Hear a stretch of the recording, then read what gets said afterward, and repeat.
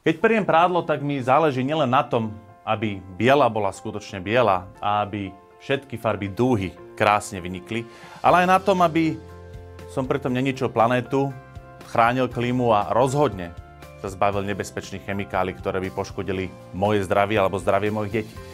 A preto som v Európskom parlamente presadil pri zákone o čistiacich prostriedkoch to, aby sme nahrádzali nebezpečné chemikálie, aby sme ich mali bez nich, aby keď náhodou tam nejaká tá nebezpečná chemikália bola, ste mali jasné označenie a vedeli, čo tam je.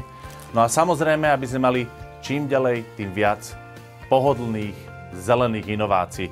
Ako napríklad takýto kúsok papiera, ktorý dáte do pračky a slúži ako čistiaci prostriedok. Bez mikroplastov, bez toxických chemikálií. Pretože zelené inovácie robia našim život lepším a o to sa snažíme.